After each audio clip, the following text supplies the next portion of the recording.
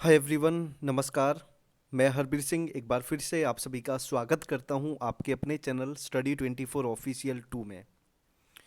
तो आज की इस वीडियो में काफ़ी अलग टॉपिक आप लोगों के बीच लेकर आए हैं जो काफ़ी इम्पोर्टेंट है। चाहे आप किसी भी कम्पिटिटिव एग्ज़ाम की तैयारी कर रहे हैं, तो बहुत सारे बच्चों की डिमांड थी कि जीके का एक बहुत बड़ा पोर्शन एक ही वीडियो में क्लियर कराया जाए, जिससे आप लोगों का टाइम भी वेस्ट ना हो और अच्छे से आप उसे समझ सकें।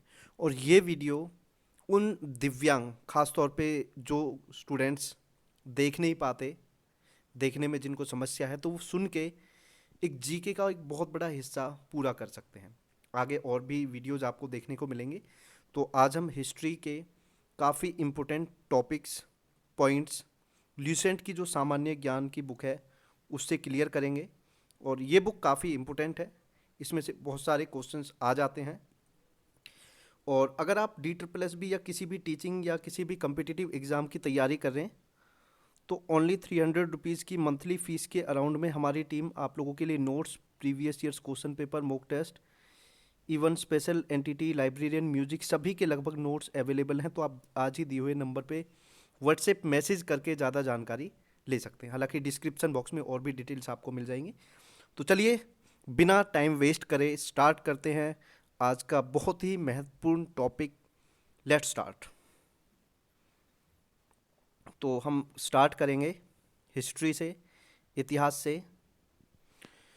तो सबसे पहला क्वेश्चन यहाँ पे ये है, हम क्या स्टार्ट कर रहे हैं? इतिहास। इतिहास को क्या बोलते हैं? हिस्ट्री। तो सबसे पहला पॉइंट है भारत का इतिहास। जो इंडियन हिस्ट्री है वो हम देखेंगे। उत्तर में हिमालय से लेकर दक्षिण में समुद्र तक फैला यह उपमहाद्वीप भारतवर्ष के नाम से ज्ञात है। उत्तर में हिमालय, हिमालय आपको पता है उत्तर में है। दक्षिण में कन्याकुमारी जहाँ है, समुद्र तक फैला हुआ जो उपमहाद्वीप है, ये भारतवर्ष के नाम से ज्ञात है, जिसे महाकाव्य तथा पुराणों में भारतवर्ष कहा गया है, अर्थात भरत का देश कहा गया है।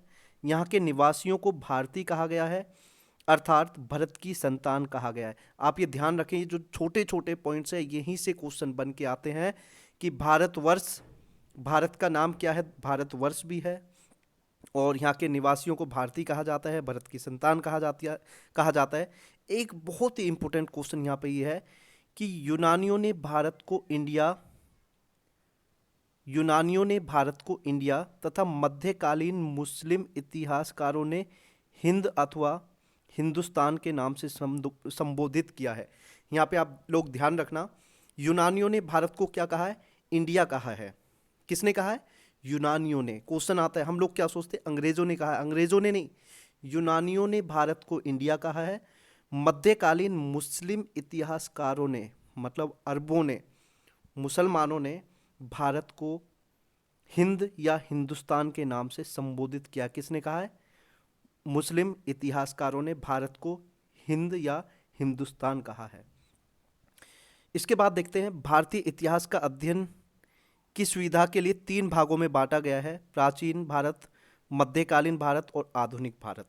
मतलब जो हिस्ट्री है उसको 3 भागों में, जिससे आसानी से समझ सकें, 3 भागों में बांटा गया है: प्राचीन भारत, मध्यकालीन भारत और आधुनिक भारत। तो यहाँ पे हम देखते हैं सबसे पहले प्राचीन भारत। तो प्राचीन भारत को अगर हम यहाँ पे देखें, तो प्राचीन भारतीय इतिहास के जो स्रोत हैं, जो सोर्सेज हैं, किससे हमें पता चला है? प्राचीन भारतीय इतिहास के विषय में जानकारी मुख्यतः 4 स्रोतों से प्राप्त होती है। मतलब जो सोर्सेज है, देखो थोड़ा हो सकता है बोलने में ऊपर नीचे हो जाए, तो सोर्सेज मतलब 4 सोर्सेज से प्राप्त होती है जो जानकारी कि भारत का इतिहास कभी रहा था। भाई हमें कैसे पता? अब हम 2021 21 तो गया, 22 में जी रहे हैं, 21वीं शताब्दी में जी रहे हैं। अब हम बात कर रहे हैं 4-5 हज़ार साल पुरानी भी बात करते हैं, तो हमें कैसे पता कि भाई वो चीज़ें थी? कैसे पता चला है? सबसे पहले धर्म ग्रंथ, धर्म ग्रंथ उनसे पता चलता है। जो धर्म है उनके जो ग्रंथ हैं, पवित्र किताबें हैं, उनसे पता चलता है। ऐतिहासिक ग्रंथ, जो हिस्ट्री की बुक्स हैं, उनसे पता चलता है। विदेशियों का विवरण, भाई विदेशियों ने भी अपना विवरण दिया है, उससे भी पता चलता है। पुरातत्व संबंधी साक्ष्य, जैसे खुदाई होती है तो खुदाई के बाद मान के चलो कोई औजार निकला, तो हमें पता चला कि इस समय जब उसकी कार्बन डेटिंग होती है, C14 आपने सुना होगा, तो उससे हमें पता चलता है कि हाँ भाई उस समय ये चीज़ यूज होती थी। तो ये क्या है, पुरातत्व संबंधी साक्ष्य, मतलब 4 सोर्सेज से पता चलता है। यहाँ तक आपको समझ आ गया होगा। हालांकि हम ये बहुत जल्दी जल्दी कराएंगे, एक टाइप से आपका रिवीजन है, एक दो बार अगर आप वीडियो को देखेंगे तो बहुत अच्छे से आपको ये समझ आ जाएंगे, उम्मीद है पूरी। धर्म ग्रंथ एवं ऐतिहासिक ग्रंथ से मिलने वाली महत्वपूर्ण जानकारी क्या है, देखते हैं। भारत का सर्व प्राचीन धर्म ग्रंथ कौन सा है? वेद है, जिसके संकलनकर्ता महर्षि कृष्ण द्वैपायन वेद व्यास को माना जाता है। यहाँ पे ध्यान रखें, भारत का जो सर्व प्राचीन धर्म ग्रंथ कौन सा है? वो वेद है। ध्यान रखें, सर्व प्राचीन धर्म ग्रंथ कौन सा है? वेद। वेद मतलब सबसे प्राचीन है। वेद कौन कौन से हैं? ऋग्वेद, यजुर्वेद, सामवेद, अथर्ववेद। ध्यान रखें, ऋग्वेद, यजुर्वेद, सामवेद, अथर्ववेद, ये कितने हमारे? 4 वेद हैं। इसके बाद देखते हैं, इसमें आगे पढ़ते हैं थोड़ा सा, ऋग्वेद के बारे में पढ़ेंगे। ऋचाओं के क्रमबद्ध ज्ञान के संग्रह को ऋग्वेद कहा जाता है। मतलब ऋचाओं के क्रमबद्ध, मतलब शेड्यूल से, पूरा सिस्टम से ज्ञान के संग्रह को क्या कहा जाता है? ऋग्वेद कहा जाता है। इसमें कितने मंडल हैं?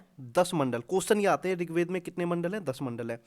सूक्त कितने हैं? 1028, ठीक है। और इसके बाद वाल्खिल्य पाठ के 11 सूक्तों सहित एवं 10,464 क्या है? ऋचाएँ हैं। इस वेद के ऋचाओं के पढ़ने वाले ऋषि को क्या बोलते हैं? होत्र बोलते हैं, होत्र। इस वेद से आर्य के राजनीतिक प्रणाली व इतिहास के बारे में जानकारी मिलती है। मतलब इस वेद में क्या है? आर्यों की जो राजनीतिक प्रणाली थी और उनके इतिहास के बारे में हमें जानकारी मिलती है। किसके बारे में? आर्यों के बारे में, आर्य। विश्वामित्र द्वारा रचित ऋग्वेद के तीसरे मंडल में सूर्य देवता सावित्री को समर्पित प्रसिद्ध गायत्री मंत्र है। यहाँ ध्यान रखें, क्वेश्चन आता है कि गायत्री मंत्र ऋग्वेद के कौन से मंडल में है? कौन से में है? तीसरे मंडल में। किसको समर्पित है? सूर्य देवता को, ठीक है। इसके 9वें मंडल में देवता सोम का उल्लेख है। किसका? देवता सोम का उल्लेख किस में है? 9वें मंडल में है। 8वें मंडल की हस्तलिखित रचनाओं को खिल कहा जाता है। किसे कहा जाता है? 8वें मंडल की हस्तलिखित रचनाओं को खिल कहा जाता है। इसके बाद यहाँ पे आप ध्यान दीजिए, चातुष्वर्ण्य समाज की कल्पना का आदि स्रोत ऋग्वेद के 10वें मंडल में वर्णित पुरुष सूक्त है, जिसके अनुसार 4 वर्ण ब्राह्मण, क्षत्रिय, वैश्य तथा शूद्र आदि पुरुष ब्रह्मा के क्रमश मुख, भुजाओं, जंघाओं और चरणों से उत्पन्न हुए हैं। यहाँ पे आप लोग ध्यान दीजिए, 10वें मंडल में क्या है? जो वर्णों का वर्ण है, 4 वर्ण है, ब्राह्मण, क्षत्रिय, वैश्य और शूद्र। तो इनका वर्णन किस में मिलता है? 10वें मंडल में मिलता है। और यहाँ पे माना गया है कि जो ब्रह्मा के मुख से ब्राह्मण, भुजाओं से क्षत्रिय, जंघाओं से वैश्य और शूद्र उनके चरणों से उत्पन्न हुए हैं, ये माना गया है। इसके बाद अगर हम यहाँ पे देखें, धर्मसूत्र 4 प्रमुख जातियों की स्थितियों, व्यवसायों, जो दायित्व हैं, कर्तव्य हैं तथा विशेष अधिकारों में स्पष्ट विभेद करता है।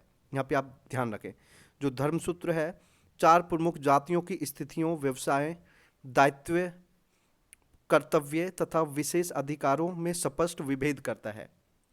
इसके बाद हम आगे देखेंगे, वामना अवतार के 3 पगों के आख्यान का प्राचीनतम स्रोत क्या है? ऋग्वेद है। ये ध्यान रखें आप। ऋग्वेद में इंद्र के लिए 250 तथा अग्नि के लिए 200 रचनाओं की रचना की गई है। ये क्वेश्चन बहुत इंपॉर्टेंट है। मतलब इंद्र के लिए 250 और अग्नि के लिए 200 रचनाओं की रचना की गई है, ये ध्यान रखें आप लोग। प्राचीन इतिहास के साधन के रूप में वैदिक साहित्य में ऋग्वेद के बाद शतपथ ब्राह्मण का स्थान है, ये ध्यान रखें।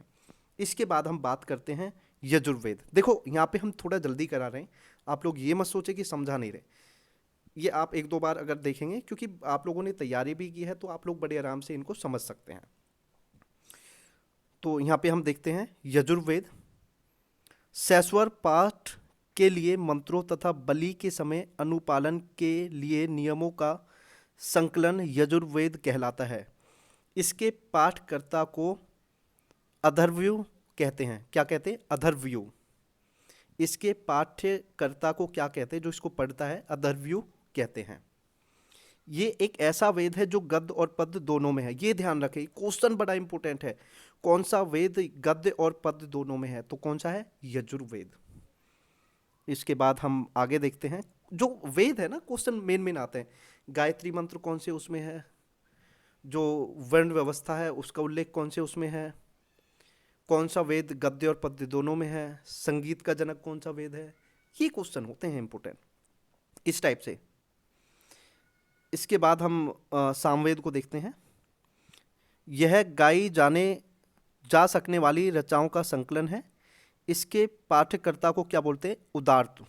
क्या बोलते हैं? उदार्त कहते हैं।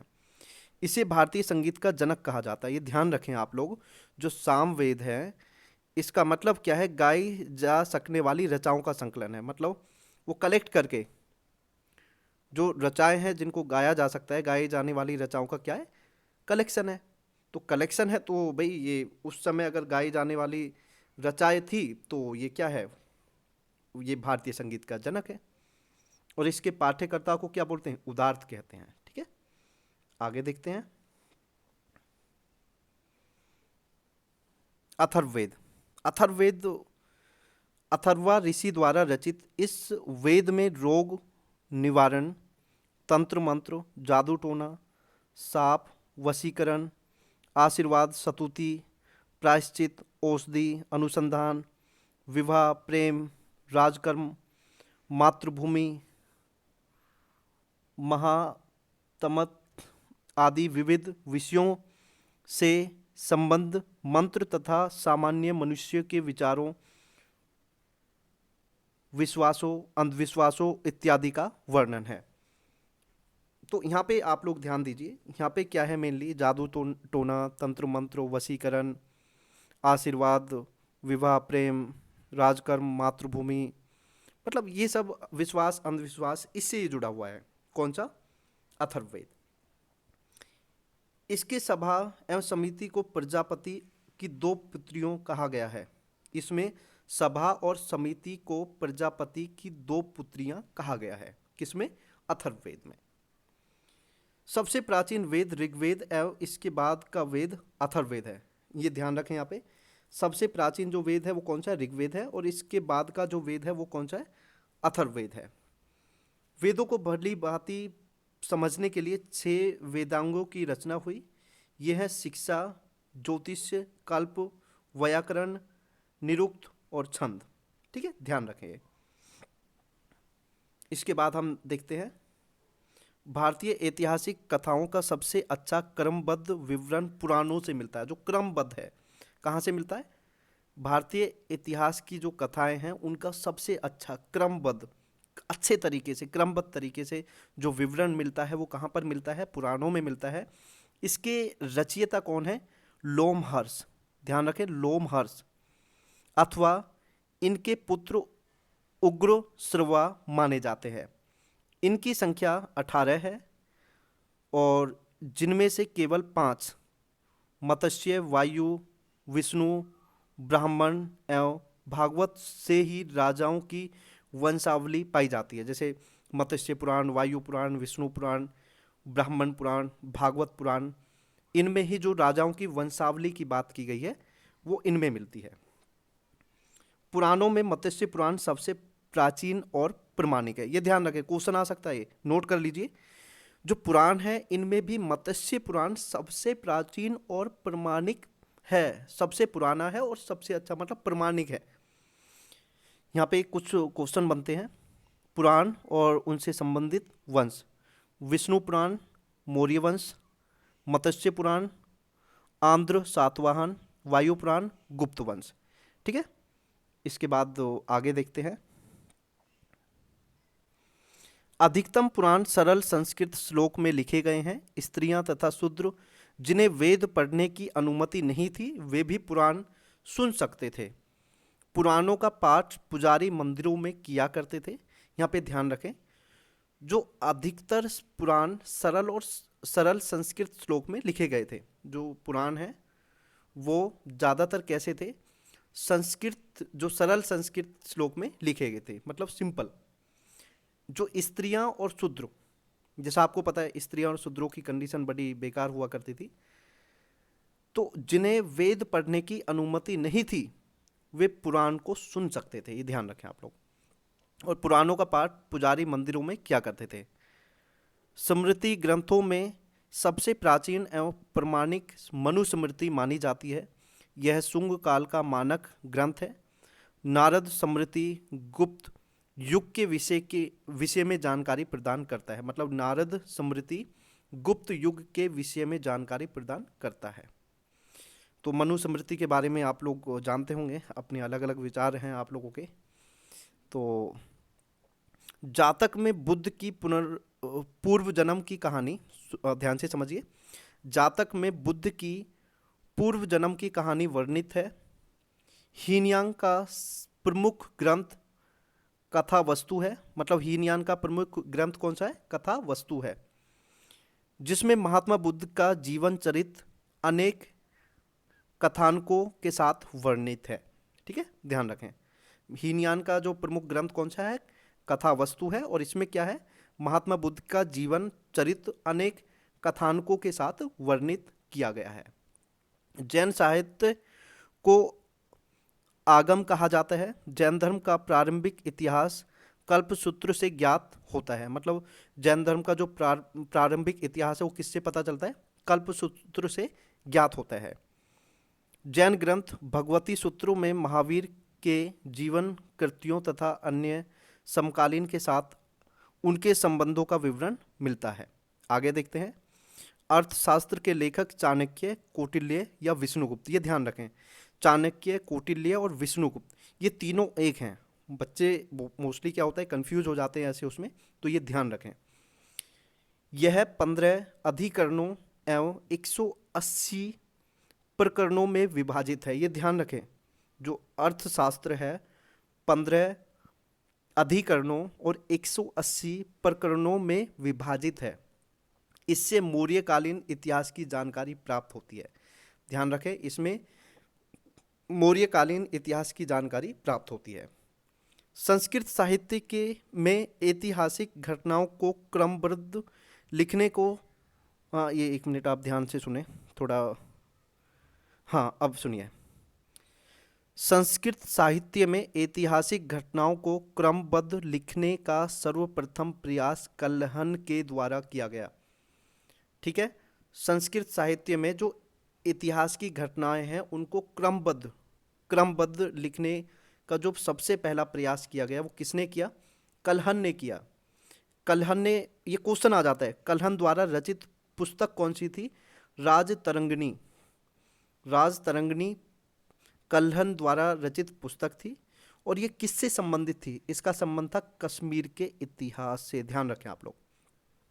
इसके बाद हम देखते हैं, अरबों की सिंध विजय का वृत्तांत चचनामा में सुरक्षित है। ध्यान रखें, अरबों की सिंध विजय का जो वृत्तांत है चचनामा में सुरक्षित है, और जिसके लेखक कौन है, अली अहमद, ये ध्यान रखें। इसके बाद एक इम्पोर्टेंट क्वेश्चन आता है जो अष्टाध्यायी है। संस्कृत भाषा व्याकरण की प्रथम पुस्तक है, कौन सी है, संस्कृत भाषा व्याकरण की पहली पुस्तक कौन सी है, अष्टाध्यायी है, और इसके लेखक कौन है, पाणिनि। और ये किसके बारे में है, इससे मौर्य के पहले के इतिहास तथा मौर्य युगीन राजनीतिक अवस्था की जानकारी प्राप्त होती है। ठीक है, इसमें क्या था, मौर्य के पहले का इतिहास भी पता चलता है और मौर्य युगीन राजनीतिक अवस्था की भी जानकारी प्राप्त होती है। इसके बाद देखते हैं हम यहाँ पे कात्यायन की गार्गी संहिता एक ज्योतिष ग्रंथ है, फिर भी इसमें भारत पर होने वाले यवन आक्रमण का उल्लेख मिलता है। मतलब जो गार्गी संहिता है, ये क्या है, ज्योतिष ग्रंथ है, लेकिन फिर भी जो भारत पर यवन आक्रमण हुआ है उसके बारे में यहाँ पर उल्लेख मिलता है, उसके बारे में जानकारी मिलती है। इसके बाद हम आगे देखते हैं। पतंजलि पुष्यमुत्र शुंग के पुरोहित थे। उनके महाभारत से शुंगों के इतिहास का पता चलता है। इसके बाद हम आगे देखते हैं। हाँ जी, हाँ जी, आगे देखेंगे। और भाई वीडियो में बड़ी मेहनत लग रही है, तो इस मेहनत के लिए हम आपसे कुछ नहीं ले रहे, सिर्फ ये ले रहे हैं कि आप ऐसे ही और बच्चों के लिए जो इंटरेस्टेड हैं, जो 2-2 3-3 घंटे पढ़ सकते हैं, उन तक ये वीडियो ज़रूर शेयर करें। और आप लोग भी अगर हमारे साथ जुड़ना चाहते हैं तो दूसरे चैनल का लिंक भी है डिस्क्रिप्शन बॉक्स में, तो वहाँ पे आप जुड़ सकते हैं। और अगर प्रिपरेशन भी करना चाहते हैं तो भी आप हमें मैसेज कर सकते हैं। तो पूरा ही सुने। और ये ऐसे है, अगर आप ये वीडियो देखना चाहते हैं, सपोज करो जैसे आप कोई काम कर रहे हैं, जैसे खास तौर पे हाउसवाइफ हैं, किचन में काम कर रहे हैं, तो ये ऑडियो की तरह भी इसे सुन सकते हैं। तो 2-3 बार अगर आप सुनेंगे तो बहुत कुछ याद हो जाएगा। चलो आगे देखते हैं। विदेशी यात्रियों से मिलने वाली प्रमुख जानकारी, जो विदेशियों से जानकारी मिली है। यूनानी रोमन लेखक, सबसे पहले हम यहाँ पे देखेंगे टेसियस। यह ईरान का राजवेद था। भारत के संबंध में इसका विवरण आश्चर्यजनक कहानियों से परिपूर्ण होने के कारण अविश्वसनीय है, मतलब उस पर विश्वास नहीं किया जा सकता। इसके बाद है हेरोडोटस। हेरोडोटस ये बड़ा इंपॉर्टेंट है, इसे इतिहास का पिता कहा जाता है। किसको? हेरोडोटस को। अब क्वेश्चन आ जाए कि who is the father of history, तो कौन है? हेरोडोटस। इसने अपनी पुस्तक हिस्टोरिका में 5वीं शताब्दी ईसा पूर्व के भारत फारस के संबंध का वर्णन किया है, परंतु इसका विवरण भी मतलब एक तरह से अफवाहों पर आधारित है, अनुश्रुतियों और अफवाहों पर आधारित है। लेकिन फिर भी अगर क्वेश्चन आए फादर कौन है हिस्ट्री के? हेरोडोटस। हेरोडोटस ने कौन सी किताब लिखी? हिस्टोरिका लिखी, जो भारत और फारस के संबंध के बारे में है। इसके बाद आगे देखते हैं। सिकंदर के साथ आने वाले लेखकों में निर्याकस, इसके बाद है आनेसिक्रेटस, इसके बाद है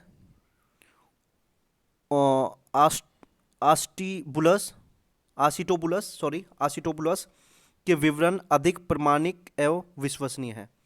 मतलब जो सिकंदर के साथ आने वाले लेखक हैं उनमें मेन ये हैं। इसके बाद है, नाम भी थोड़े यार इसके बाद है मेगास्थनीज। मेगास्थनीज यह सेल्यूकस निकेटर का राजदूत था, जो चंद्रगुप्त मौर्य के दरबार में आया था। इसने अपनी पुस्तक इंडिका में मौर्य युगीन समाज एवं संस्कृति के विषय में लिखा था। अब आप ध्यान रखें, मेगास्थनीज कौन था? सेल्यूकस निकेटर का राजदूत था, और ये चंद्रगुप्त मौर्य के राज दरबार में आया था। और इसने अपनी पुस्तक इंडिका में क्या लिखा था? जो मौर्य युगीन समाज था और संस्कृति थी, उसके बारे में लिखा था। इसके बाद हम आगे देखते हैं। आगे है डाइमेकस। यह सीरियन नरेश आंतियोकस का राजदूत था, जो बिंदुसार के राजदरबार में आया था। इसका विवरण भी मौर्य युग से संबंधित है। ठीक है, आगे देखते हैं। डायोनिसियस यह मिस्र नरेश डॉल्मी फिलेडेल्फस का राजदूत था, जो अशोक के राजदरबार में आया था। भाई नाम ये थोड़े ऐसे हैं, आप लोग देख सकते हो। हाँ, इसके बाद है टॉल्मी। इसने 2री शताब्दी में भारत का भूगोल नामक पुस्तक लिखी। ये बड़ा इंपॉर्टेंट है। भारत का भूगोल नामक पुस्तक किसने लिखी? टॉल्मी ने, 2री शताब्दी में। इसके बाद है प्लिनी। इसने प्रथम शताब्दी में नेचुरल हिस्ट्री नामक पुस्तक लिखी। इसमें भारतीय पशुओं, पेड़ पौधों, खनिजों आदि के बारे में विवरण मिलता है। किसने लिखी थी? प्लिनी ने लिखी थी। इंपॉर्टेंट है ये। आगे देखते हैं। पेरिप्लस ऑफ द इरिथ्रियन सी, इस पुस्तक के बारे में जानकारी नहीं है। इसके बारे में जानकारी नहीं है। जो लेखक है, सॉरी, इस पुस्तक के लेखक के बारे में जानकारी नहीं है। यह लेखक करीब 80 ईस्वी में हिंद महासागर की यात्रा कर आया था। इसने उस समय के भारत के बंदरगाहों तथा व्यापारिक वस्तुओं के बारे में जानकारी दी थी। ठीक है। इसके बाद है चीनी लेखक फाहियान। यह चीनी यात्री गुप्त नरेश चंद्रगुप्त द्वितीय के दरबार में आया था। अब यहाँ पे आप ध्यान रखें, फाहियान किसके दरबार में आया था? ये चीनी यात्री था। किसके दरबार में आया था? गुप्त नरेश चंद्रगुप्त द्वितीय के दरबार में आया था। गुप्त नरेश, गुप्त वंश का। ठीक है। इसने अपने विवरण में मध्य प्रदेश के समाज और संस्कृति के बारे में विवरण किया। इसने मध्य प्रदेश की जनता को सुखी और समृद्ध बताया है। इसके बाद यहाँ पे आप देखें संयुगन यह 518 ईस्वी में भारत आया। इसने अपने 3 वर्षों की यात्रा में बौद्ध धर्म की प्राप्तियाँ एकत्रित की। ठीक है। इसके बाद है जो हुनसांग, जिसे हैनसांग भी बोलते हैं, इसको थोड़ा सा ऊपर करके तब बताते हैं आपको। ये भी बड़ा इंपॉर्टेंट है। यह हर्षवर्धन के शासनकाल में भारत आया था। हुनसांग 629 ईस्वी में चीन से भारतवर्ष के लिए प्रस्थान किया और लगभग 1 वर्ष की यात्रा के बाद सर्वप्रथम वह भारतीय राजा कपीसा पहुंचा। ठीक है। भारतीय राज्य कपीसा वो पहुंचा था। भारत में 15 वर्षों तक ठहरकर 645 ईस्वी में चीन लौट गया था। आप इसे ध्यान से समझिए। एक बार दोबारा बता देता हूँ। जो हुनसांग यह हर्षवर्धन के शासनकाल में भारत आया था। हुनसांग 629 ईस्वी में चीन से भारतवर्ष के लिए इसने प्रस्थान किया और लगभग 1 वर्ष की यात्रा के बाद सर्वप्रथम वह भारतीय राज्य कपीसा पहुंचा। कहाँ पे? कपीसा। भारत में 15 वर्ष तक ठहरकर 645 ईस्वी में चीन लौट गया। वह बिहार में नालंदा जिला स्थित नालंदा विश्वविद्यालय में अध्ययन करने तथा भारत से बौद्ध ग्रंथों को एकत्रित कर ले जाने के लिए आया था। तो यहाँ पे आप ध्यान रखें, नालंदा विश्वविद्यालय और बौद्ध ग्रंथों को एकत्रित कर ले जाने आया था, मतलब उनके बारे में जानकारी और नालंदा विश्वविद्यालय के बारे में जानकारी। इसका जो भ्रमण वृत्तांत CU की नाम से प्रसिद्ध है, जिसमें 138 देशों का विवरण मिलता है। इसने हर्षकालीन समाज, धर्म तथा राजनीति के बारे में वर्णन किया है। इसके अनुसार सिंध का राजा शूद्र था। ठीक है। इसके अनुसार क्या था? जो सिंध का राजा कौन था? शूद्र था। इसके बाद एक पॉइंट और है। हुनसांग के अध्ययन के समय नालंदा विश्वविद्यालय के कुलपति आचार्य शीलभद्र थे। कौन थे? उस समय नालंदा विश्वविद्यालय के कुलपति कौन थे? आचार्य शीलभद्र थे। इसके बाद आगे देखते हैं। इतिसंग यह 7वीं शताब्दी के अंत में भारत आया। इसने अपने विवरण में नालंदा विश्वविद्यालय, विक्रमशिला विश्वविद्यालय तथा अपने समय के भारत का वर्णन किया। ठीक है। इसके बाद अरबी लेखक के बारे में बात करते हैं। अल-बरूनी यह महमूद गजनवी के साथ भारत आया था। अरबी में लिखी गई उसकी कृति किताब उल हिंद या तहकीक ए हिंद, मतलब भारत की खोज, आज भी इतिहासकारों के लिए एक महत्वपूर्ण स्रोत है। इसमें राजपूत कालीन समाज, धर्म, रीति रिवाज, राजनीति आदि पर सुंदर प्रकाश डाला गया है। ये देखो बड़ी इंपॉर्टेंट है। इसके बाद आगे देखते हैं। अन्य लेखक देखते हैं। तारानाथ यह एक तिब्बती लेखक था। इसने कंग्यूर तथा तंग्यूर नामक ग्रंथ की रचना की। इसमें इनसे भारतीय इतिहास के बारे में जानकारी मिलती है। इसके बाद है मार्को पोलो। यह 13वीं शताब्दी के अंत में पांड्य देश की यात्रा पर आया था। इसका विवरण पांड्य इतिहास के अध्ययन के लिए उपयोगी है। इसके बाद हम आगे देखते हैं। पुरातत्व संबंधी साक्ष्य से मिलने वाली जानकारी। 1400 ईसा पूर्व के अभिलेख बोगाज कोई, जिसे एशिया माइनर से वैदिक देवता मित्र, वरुण, इंद्र और मास्त्य, अश्विनी कुमार के नाम मिलते हैं। आगे देखते हैं। मध्य भारत में भागवत धर्म विकसित होने का प्रमाण यवन राजदूत होलियोडोरस के वेसनगर, जहाँ जिसको विदिशा, गरुड़ स्तंभ लेख से प्राप्त होता है, ये ध्यान रखें।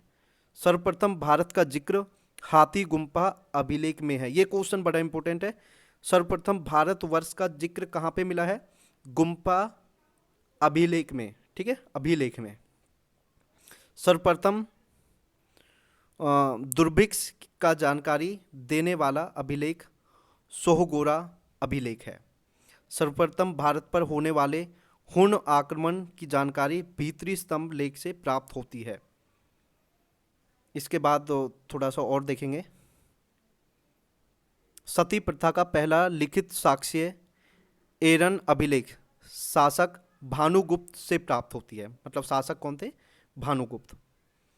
और इसके बाद रेशम बुनकर की श्रेणियों की जानकारी मंदसौर अभिलेख से प्राप्त होती है। इसके बाद यहाँ पे हम देखेंगे अभिलेख और उनके शासक। हाथी गुम्फा अभिलेख कलिंग राज खाखेल, ठीक है। जूनागढ़ गिरनार अभी नासिक अभिलेख, ठीक है। तो एक मिनट, जूनागढ़ गिरनार अभिलेख, तो रुद्रदामन नासिक अभिलेख, गौतमी बलश्री, प्रयाग स्तंभ लेख समुद्रगुप्त, एहोल अभिलेख पुलकेशिन टू मतलब द्वितीय, मंदसौर अभिलेख मालवा नरेश यशोधर्मन, ग्वालियर अभिलेख प्रतिहार नरेश भोज, भीतरी एवं जूनागढ़ अभिलेख स्कंदगुप्त, देवपाड़ा अभिलेख बंगाल शासक विजयसेन। तो उम्मीद है यहाँ तक तो क्लियर हुआ होगा। इसके बाद आगे देखते हैं।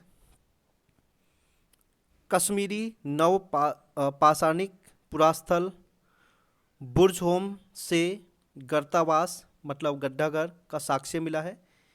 इसमें उतरने के लिए सीढ़ियाँ होती थी, ये ध्यान रखें। प्राचीनतम सिक्कों को आहत सिक्के कहा जाता है। इसी को साहित्य में कासार्पण कहा गया है, ये ध्यान रखें। सर्वप्रथम सिक्कों पर लेख लिखने का कार्य किसने किया था? यवन शासकों ने किया था। सबसे पहले सिक्कों पर जो लेख लिखने का कार्य किसने किया था? यवन शासकों ने किया था। समुद्रगुप्त की वीणा बजाती हुई मुद्रा वाले सिक्के से सबसे मतलब ये ध्यान रखें, समुद्रगुप्त की जो वीणा बजाने वाली मुद्रा वाले जो सिक्के हैं वीणा बजाते हुए, उसके संगीत प्रेम होने का प्रमाण मिलता है। मतलब वो वीणा बजाते हुए जो उसके सिक्के हैं तो संगीत प्रेमी होने का प्रमाण मिलता है। इसके बाद है अरिकमेडु, पुदुचेरी के निकट के रोमन सिक्के प्राप्त हुए हैं, ठीक है। अरिकमेडु पुदुचेरी के निकट से रोमन सिक्के प्राप्त हुए हैं। इसके बाद हम देखते हैं प्राग ऐतिहासिक काल, ये देख लीजिए। प्राग ऐतिहासिक काल, एक मिनट। तो भाई यहाँ पे है प्राग ऐतिहासिक काल। जिस काल में मनुष्य ने घटनाओं का कोई लिखित विवरण उद्धृत नहीं किया, इसे प्राग ऐतिहासिक काल कहते हैं। मानव विकास के उस काल को इतिहास कहा जाता है जिसका विवरण लिखित रूप में उपलब्ध है।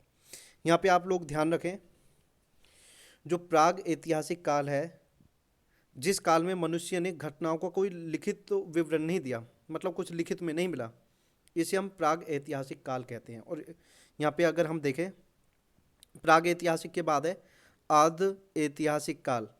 उस काल को कहते हैं जिस काल में लेखन कला के प्रचलन के बाद उपलब्ध लेख पढ़े नहीं जा सके, उसे हम क्या कहते हैं? आद ऐतिहासिक। और यहाँ पे आप लोग ध्यान से समझिए, जो प्राग ऐतिहासिक काल में क्या होता है कि लिखित में कोई हमें घटनाएं नहीं मिली, विवरण नहीं मिला, मतलब रिटर्न में कुछ नहीं मिला। इसके बाद जो आद ऐतिहासिक है उसमें क्या होता है कि रिटर्न में तो था लेकिन हम उसे पढ़ नहीं पाए, समझ में नहीं आए। जैसे सिंधु घाटी सभ्यता है, सिंधु घाटी जो सभ्यता है उसमें क्या है कि रिटर्न में तो है लेकिन हम उसे पढ़ नहीं पाए। और जो इतिहास होता है वो रिटर्न में होता है। ज्ञानी मानव, जिसे होमो सैपियंस कहते हैं, का प्रवेश इस धरती पर आज से लगभग 30 या 40 हजार साल पूर्व हुआ था। मतलब जो होमो सैपियंस है, इनका प्रवेश धरती पर आज से लगभग 30 या 40 हजार साल पूर्व हुआ था। पूर्व पाषाण युग में मानव की जीविका का मुख्य आधार शिकार था। ध्यान रखें, आग का आविष्कार पुरा पाषाण काल में और पहिए का नव पाषाण काल में हुआ था। ये क्वेश्चन आ जाते हैं, आग का आविष्कार कब हुआ था? पुरा पाषाण काल में। पहिए का नव पाषाण काल में।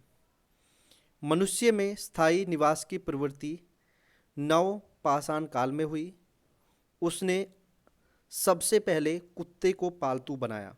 देखो, कुत्ते को ये तो पता ही है, कुत्ता मनुष्य का दोस्त होता है, मित्र होता है। तो ऐसे में क्या है, जो सबसे पहले पालतू किसे बनाया? क्वेश्चन ये भी आ जाता है, इंसान ने सबसे पहले पालतू किसे बनाया? कुत्ते को बनाया। ठीक है। और मनुष्य में स्थायी निवास की प्रवृत्ति कब आई? नव पाषाण काल में हुई। आगे देखते हैं। मनुष्य ने सर्वप्रथम तांबा धातु का प्रयोग किया तथा उसके बाद उसके द्वारा बनाया जाने वाला प्रथम औजार क्या था? कुल्हाड़ी था। तो यहाँ पे ध्यान रखें, मनुष्य ने सर्वप्रथम तांबा धातु का प्रयोग किया और उससे बनाए जाने वाला जो प्रथम औजार क्या था? कुल्हाड़ी था। और इसका प्राप्ति स्थल कौन सा है? अतिरंप कम। ठीक है, अतिरंप कम।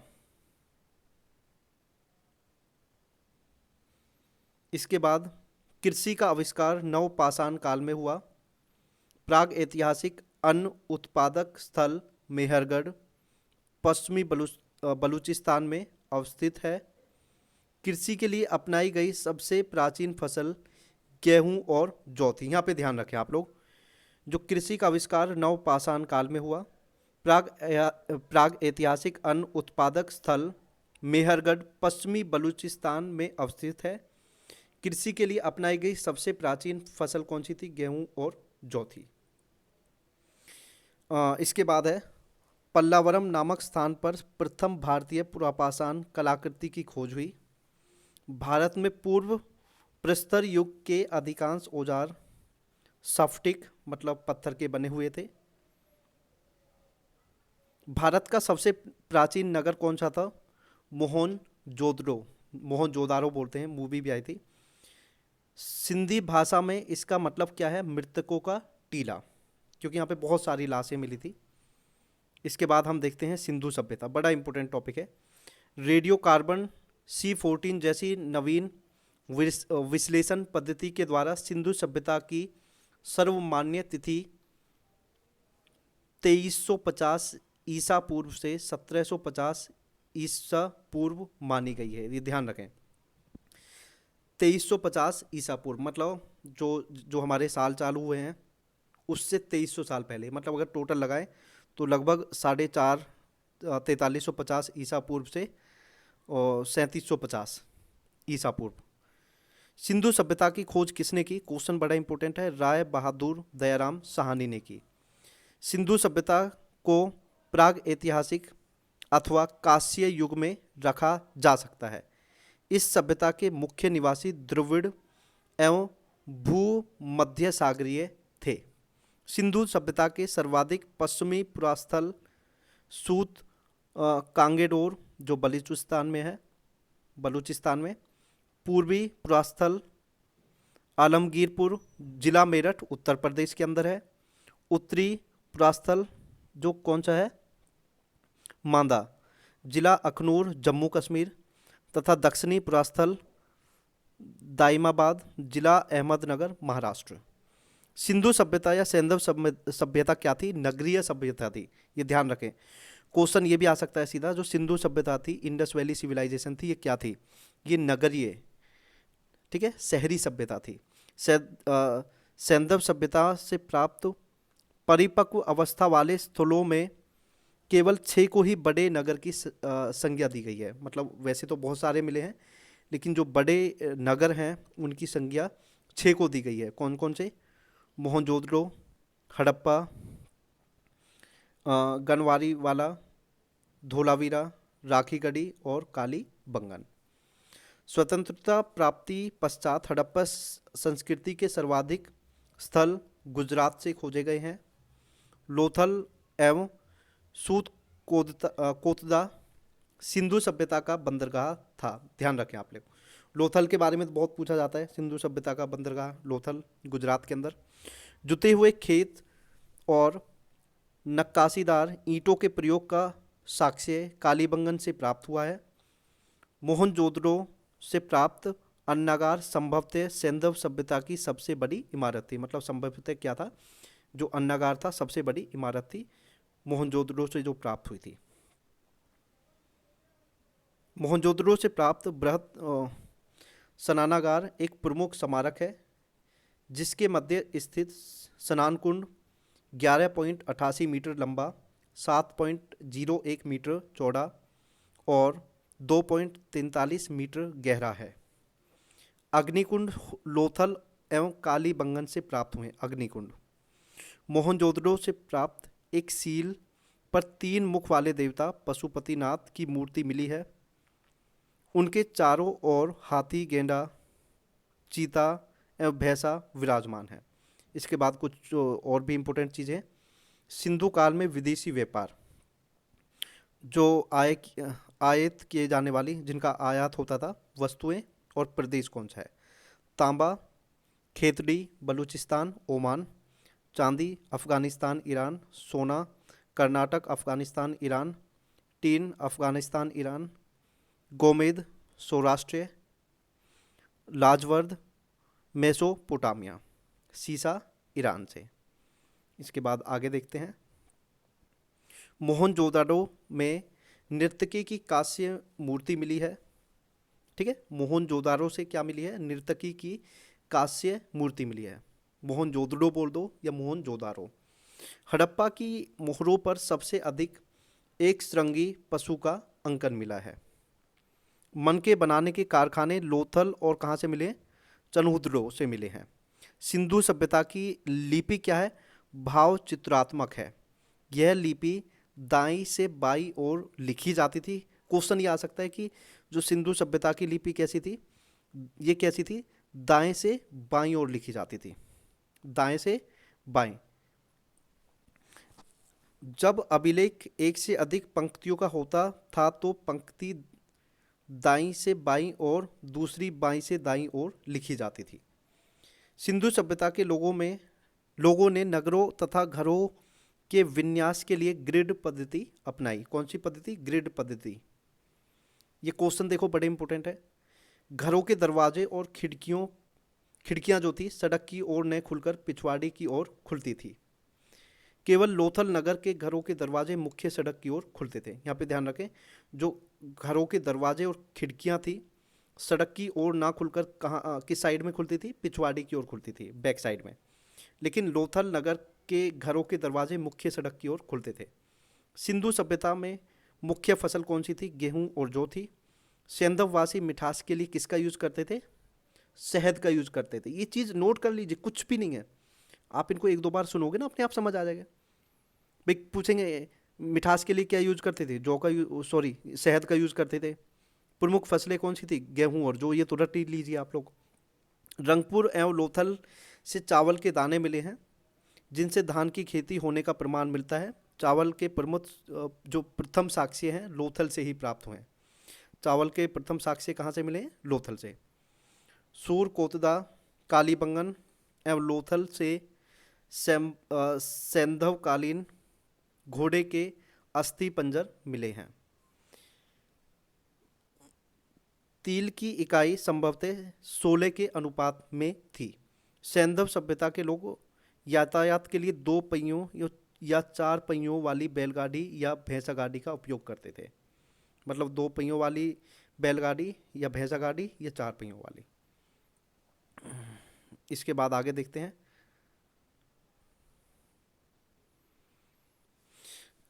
मेसोपोटामिया के अभिलेखों में वर्णित मेलुहा शब्द का अभिप्राय सिंधु सभ्यता से ही है। संभवतः हड़प्पा संस्कृति का शासन वणिक वर्ग के हाथों में था। पिग्गट ने हड़प्पा और मोहनजोदड़ो को एक विस्तृत साम्राज्य की जुड़वा राजधानी कहा है। सिंधु सभ्यता के लोग धरती को उर्वरकता की देवी मानकर उसकी पूजा किया करते थे। वृक्ष पूजा और शिव पूजा के प्रचलन के साक्ष्य भी सिंधु सभ्यता से मिलते हैं। वृक्ष पूजा और शिव पूजा के भी साक्ष्य सिंधु सभ्यता से मिले हैं। जो स्वस्तिक चिन्ह होता है हड़प्पा सभ्यता की ही देन है। इस चिन्ह से सूर्यो उपासना का अनुमान लगाया जाता है। सिंधु घाटी के नगरों में किसी भी मंदिर के अवशेष नहीं मिले हैं। मतलब मंदिर के अवशेष नहीं मिले हैं। सिंधु सभ्यता में मातृ देवी की उपासना सर्वाधिक प्रचलित थी। मातृ देवी, ठीक है। पशुओं में कुबड़ वाला सांड इस सभ्यता के लोगों के लिए विशेष पूजनीय था। कौन सा? कुबड़ वाला सांड। स्त्री मरने मूर्तियाँ, जो मिट्टी की मूर्तियाँ अधिक मिलने से ऐसा अनुमान लगाया जाता है कि सैंधव समाज मातृ सत्तात्मक था। जैसे आज के टाइम में बोलते हैं पितृ सत्तात्मक, हालांकि गलत है, सभी को इक्वल रहना चाहिए, लेकिन उस समय समाज क्या था? मातृ सत्तात्मक। आगे देखते हैं। सैंधववासी सूती एवं ऊनी वस्त्रों का प्रयोग करते थे। कैसे वस्त्र पहनते थे? सूती और ऊनी। ये तो सिंपल हम अंदाजा भी लगा सकते हैं भाई, उस समय कोई ऐसे तो है नहीं आज के हिसाब से कपड़े मिलते होंगे, तो सूती और ऊनी मिलते होंगे। मनोरंजन के लिए सैंधववासी मछली पकड़ना, शिकार करना, पशु पक्षियों का आपस में लड़वाना, चौपड़ और पासा खेलना आदि साधनों का प्रयोग करते थे, ठीक है, मनोरंजन के लिए। सिंधु सभ्यता के लोग काले रंग के डिजाइन किए हुए लाल मिट्टी के बर्तन बनाते थे। मतलब काले रंग से डिजाइन करते हुए लाल रंग के मिट्टी के बर्तन बनाते थे। सिंधु घाटी के लोग तलवार से परिचित नहीं थे। मतलब तलवार के बारे में वो नहीं जानते थे।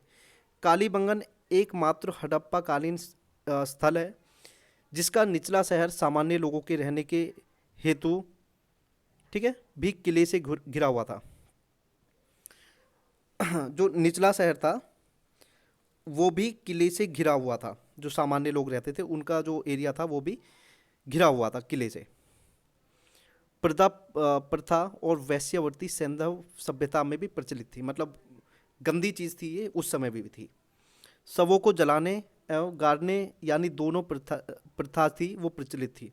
हड़प्पा में शवों को दफनाने जबकि मोहनजोदड़ो में जलाने की प्रथा विद्यमान थी। लोथल एवं कालीबंगा में युग्म समाधियाँ मिली हैं। मतलब युग्म, कपल। सैंधव सभ्यता के विनाश का संभवतः सबसे प्रभावी कारण बाढ़ था। मतलब जो मेन माना जाता है, हालांकि ये भी बोला जाता है भाई आक्रमण हुए, बहुत सारी चीज़ें मानी जाती हैं, लेकिन जो सबसे प्रभावी है, जो हम भी सोच सकते हैं, समझ सकते हैं, वो क्या था? बाढ़ का आना। क्योंकि बाढ़ आती तो भाई क्या छोड़ती है, पहले तो साधन भी नहीं थे इतने। आग में पकी हुई मिट्टी को टेराकोटा कहा जाता है। जो आग में पकी हुई मिट्टी है उसको क्या कहा जाता है? टेराकोटा कहा जाता है। इसके बाद हम आगे देखते हैं। सैंधव सभ्यता के प्रमुख स्थल, नदी। इसके बाद है उत्खननकर्ता एवं वर्तमान स्थिति। तो भाई सबसे पहले हड़प्पा का देखते हैं। तो सबसे पहले हड़प्पा, नदी रावी नदी, और उत्खननकर्ता कौन है? दयाराम साहनी एवं माधव स्वरूप वत्स। मतलब मेन दयाराम साहनी को माना जाता है। किस वर्ष में? 1921 में। जो आज जो स्थिति है वर्तमान में वो क्या? पाकिस्तान का मोंटगोमरी जिला। इसके बाद बात करते हैं मोहनजोदड़ो। नदी कौन सी है? सिंधु। राखलदास बनर्जी उत्खननकर्ता, 1922 में उत्खनन हुआ। पाकिस्तान के सिंध प्रांत का लड़काना जिला। इसके बाद आगे देखते हैं।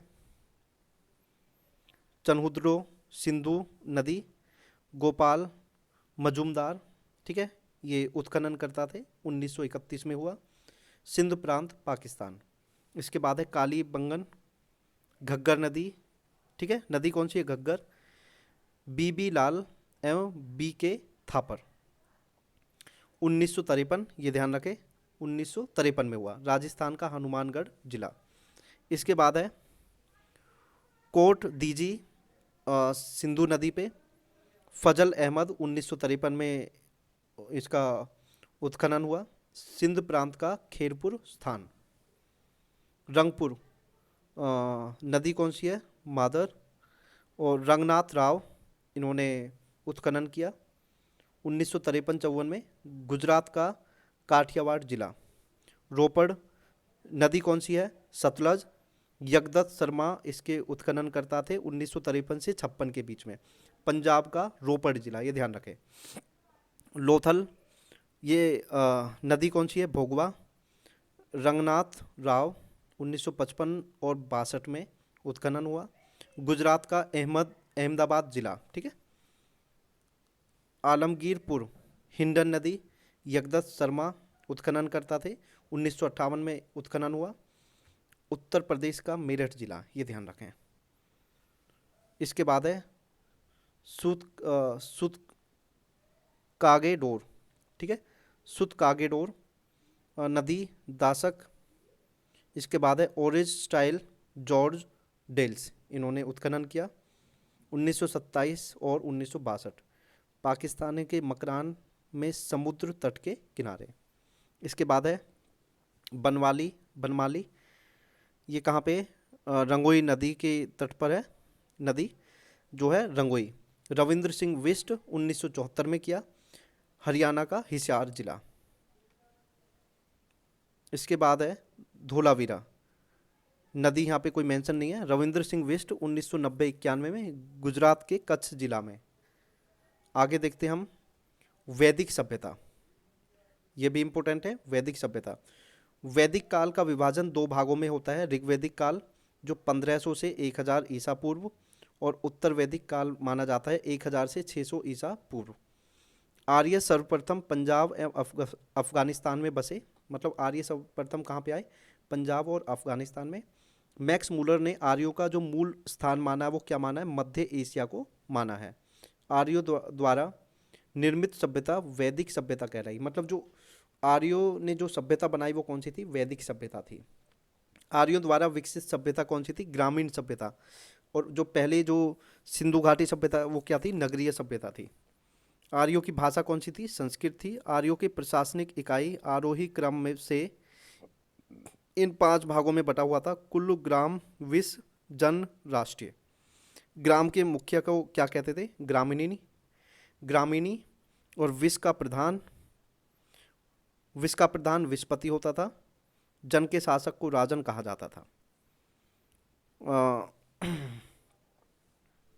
इसके बाद राज्य अधिकारियों में पुरोहित और सेनानी प्रमुख थे। सूत, रथकार तथा कंपादी आदि अधिकारी रत्नी कहे जाते थे। इनकी संख्या राजा सहित करीब 12 हुआ करती थी, ये ध्यान रखें आप लोग।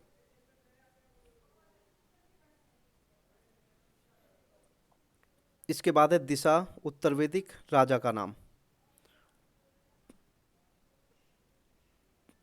पूर्व क्या बोलते थे, प्राची, और राजा का नाम क्या था, सम्राट। पश्चिमी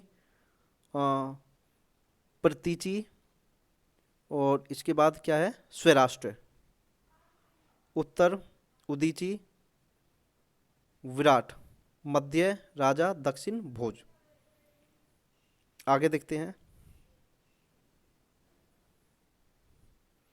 पूरब दुर्गपति एवं सपस, जनता की गतिविधियों को देखने वाले गुप्तचर होते थे। मतलब पूरब और दुर्गपति और स्पस कौन होते थे, जो जनता की गतिविधियों को नोट करते थे, गुप्तचर होते थे ना, चुप चुप देखते थे भाई ये क्या कर रहा है, क्या कर रहा है, कुछ उल्टा सीधा तो नहीं बोल रहा, कुछ जैसे कोई प्लानिंग तो नहीं कर रहे वो। वाजपति गोचर भूमि का अधिकारी होता था। उग्र अपराधियों को पकड़ने का कार्य करता था। सभा एवं समिति राजा को सलाह देने वाली संस्था थी। सभा श्रेष्ठ एवं संभ्रांत लोगों की संस्था थी, जबकि समिति सामान्य जनता का प्रतिनिधित्व करती थी। इसके अध्यक्ष को ईशान कहा जाता था। मतलब सभा और समिति राजा को सलाह देने वाली संस्था थी। सभा श्रेष्ठ एवं संभ्रांत लोगों की संस्था थी, और जो समिति थी वो क्या थी, नॉर्मल लोगों के लिए। युद्ध में कबीले का नेतृत्व राजा करता था। युद्ध के लिए गविष्ट शब्द का प्रयोग किया गया है, जिसका अर्थ है गायों की खोज। इसके बाद एक इम्पोर्टेंट पॉइंट यहाँ से बड़ा इम्पोर्टेंट है। दशराग युद्ध का उल्लेख ऋग्वेद के 7वें मंडल में, ध्यान रखें, दशराग का उल्लेख कौन से मंडल में है, 7वें मंडल में है। यह युद्ध परुष्णी मतलब रावी नदी के तट पर सुदास और 10 जनों के बीच में लड़ा गया था, जिसमें सुदास विजयी हुआ था। ऋग्वेदिक समाज 4 वर्णों में विभक्त था। ये वर्ण कौन से थे, ब्राह्मण, क्षत्रिय, वैश्य और शूद्र। यह विभाजन व्यवसायक पर आधारित था, मतलब व्यवसाय पर आधारित था। मतलब ऋग्वेदिक काल में क्या था, ये जो वर्ण व्यवस्था थी ये किस पर आधारित थी, व्यवसाय पे आधारित थी। मतलब जो जैसे काम करता था उस हिसाब से। ऋग्वेद के 10वें मंडल में पुरुष सूक्त में चतुर्वर्णों का उल्लेख मिलता है। इसमें कहा गया है कि ब्राह्मण परम पुरुष के मुख से, क्षत्रिय उनकी भुजाओं से, वैश्य उनकी जांघों से, शूद्र उनके पैरों से उत्पन्न हुए हैं। आर्यों का समाज क्या था, पितृ प्रधान था। समाज की सबसे छोटी इकाई परिवार या कुल थी, जिसका मुखिया पिता होता था, जिसे कुलूप कहा जाता था।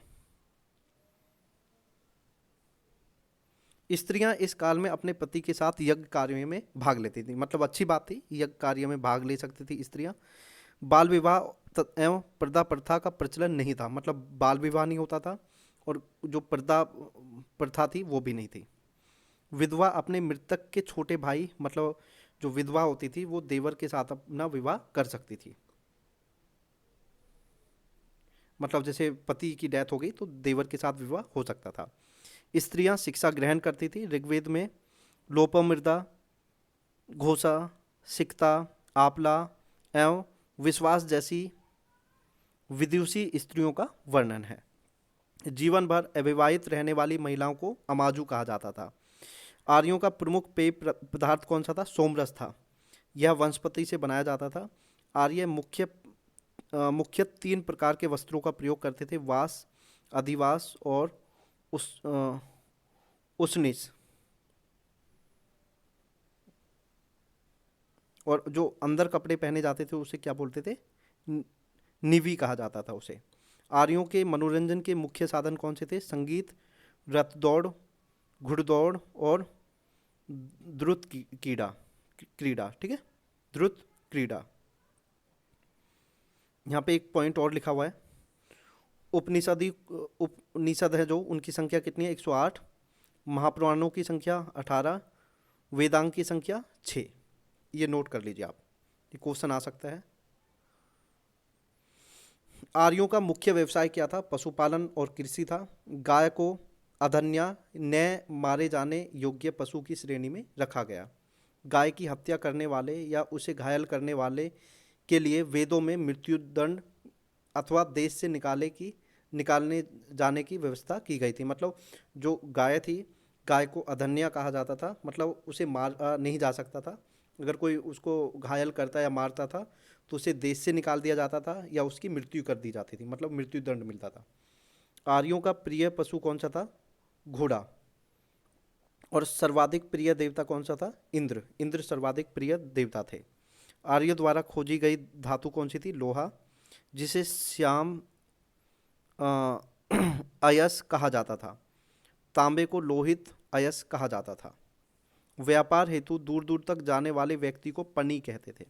लेन देन में वस्तु विनिमय की प्रणाली प्रचलित थी। ऋण देकर ब्याज लेने वाले व्यक्ति को वैकनोट मतलब या सूदखोर कहा जाता था। मनुष्य एवं देवता के बीच मध्यस्थ की भूमिका निभाने वाले देवता के रूप में अग्नि की पूजा करते थे। मतलब मनुष्य और देवता के बीच में जो भूमिका निभाने वाले देवता कौन से थे, अग्नि। इसके बाद यहाँ पे कुछ और भी पॉइंट्स लिखे हुए हैं। प्रमुख दर्शन एवं उनके प्रवर्तक। दर्शन कौन सा है, चारवाक, और प्रवर्तक चारवाक। योग पतंजलि, सांख्य के कपिल, न्याय जिनके गौतम हैं, पूर्व मीमांसा जेमिनी, उत्तर मीमांसा बाद रायण, वैशेषिक कनाद और उलुक। आगे देखते हैं।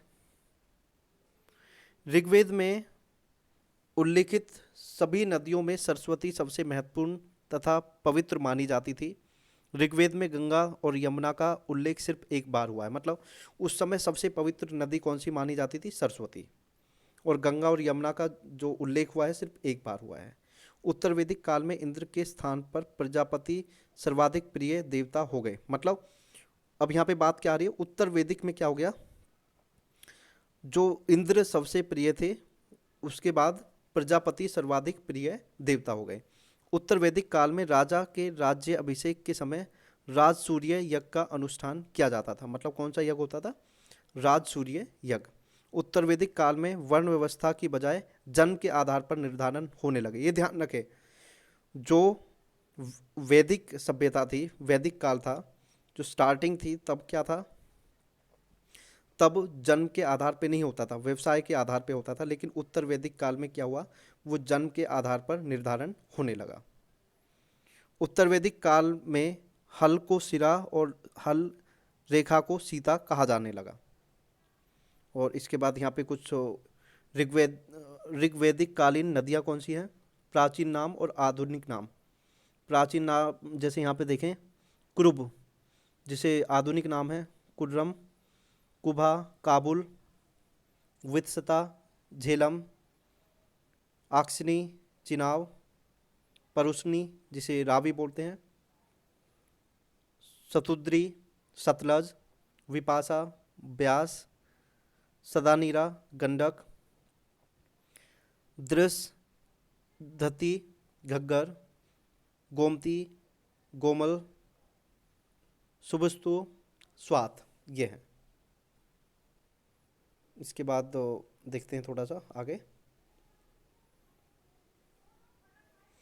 उत्तर वैदिक काल में निष्क और शतमान मुद्रा की इकाइयाँ थी, लेकिन इस काल में किसी भार मतलब किसी खास भार, आकृति और मूल्य के सिक्के के चलन का कोई प्रमाण नहीं मिलता।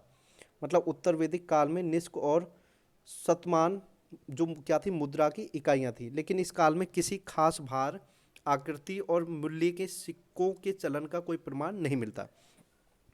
सांख्य दर्शन भारत के सभी दर्शनों में सबसे प्राचीन है। इसके अनुसार मूल तत्व 25 है, जिनमें प्रकृति पहला तत्व है। सत्यमेव जयते मुंडक उपनिषद से लिया गया है। इसी उपनिषद में यज्ञ की तुलना टूटी नाव से की गई है। ये ध्यान रखें, सत्यमेव जयते कहाँ से लिए गए? मुंडक उपनिषद से। ठीक है, मुंडक उपनिषद से लिया गया है सत्यमेव जयते। गायत्री मंत्र सवित्र नामक देवता को संबंधित है, जिसका संबंध ऋग्वेद से है। ये तो पता ही है। उत्तर वैदिक काल में कौशाम्बी नगर में प्रथम बार पक्की ईंटों का प्रयोग किया गया था। मतलब उत्तर वैदिक काल में कौशाम्बी नगर में सबसे पहले पक्की ईंटों का प्रयोग किया गया था।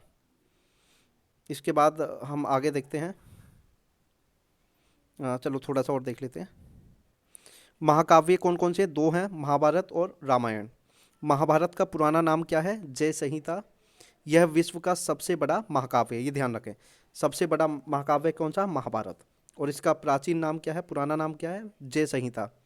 गोत्र नामक संस्था का जन्म उत्तर वैदिक काल में हुआ। मतलब गोत्र वगैरह, मतलब पहले क्या था कि काम के आधार पे जातियाँ थी, लेकिन बाद में क्या हुआ उत्तर वैदिक काल में कि जन्म के आधार पे होने लगा। गोत्र नामक संस्था का भी उस समय जन्म हुआ। तो ये आप समझ सकते हैं भाई, गोत्र तभी तो आएगा क्योंकि एक फिक्स कर दिया। इसके बाद यहाँ पे देखते हैं देवता और उनका संबंध। इंद्र युद्ध का नेता एवं वर्षा का देवता। अग्नि देवता एवं मनुष्य के बीच मध्यस्थ। वरुण पृथ्वी एवं सूर्य के निर्माता, समुद्र का देवता, विश्व के व्यामक एवं शासक, सत्य का प्रतीक, ऋतु परिवर्तन एवं दिन रात का कर्ता। इसके बाद है घो, धो। ये क्या है भाई, ये थोड़ा सा कुछ उल्टा ना निकल जाए, मैं ऐसे समझ नहीं पा रहा हूँ ये क्या है। आकाश का देवता, मतलब सबसे प्राचीन, ये आप समझ लेना। इसके बाद है सोम, वंशपति देवता। उषा, प्रगति एवं उत्थान देवता। आश्विन, विपत्तियों को हरने वाला देवता। पूषण, पशुओं का देवता। विष्णु, विश्व के संरक्षक संरक्षक एवं पालनकर्ता। मरुत, आंधी तूफान का देवता। यहाँ तक आप ध्यान रखें। अब हम महाजनपदों का उदय ये देखते हैं। तो एक बार हाँ, तो यहाँ पे देखते हैं महाजनपदों का उदय। बुद्ध के जन्म के पूर्व छठी शताब्दी ईसा पूर्व में भारतवर्ष 16 जनपदों में बटा हुआ था। इसकी जानकारी हमें बौद्ध ग्रंथ अंगुत्तर निकाय से मिलती है। अंग मतलब महाजनपद और उनकी राजधानी और उनका जो आधुनिक स्थान कौन सा है। अंग, इसकी राजधानी चंपा, जो आधुनिक स्थान है वो क्या है, भागलपुर, मुंगेर, बिहार। मगध, राजधानी गिरिब्रज या राजगृह, पटना गया, जो आज के समय में आधुनिक जो मतलब बिहार में माना जाता है, इसका जो आधुनिक स्थान है। काशी, राजधानी क्या है, वाराणसी, और वाराणसी के आसपास उत्तर प्रदेश, जो आधुनिक स्थान है। वत्स, कौशाम्बी, इलाहाबाद के आसपास उत्तर प्रदेश। वज्जी, मतलब राजधानी क्या थी, वैशाली, विदेह या मिथिला, मुजफ्फरपुर एवं दरभंगा के आसपास का क्षेत्र। कौशल, श्रावस्ती, जो आधुनिक क्षेत्र है वो कौन सा है, फैजाबाद, उत्तर प्रदेश।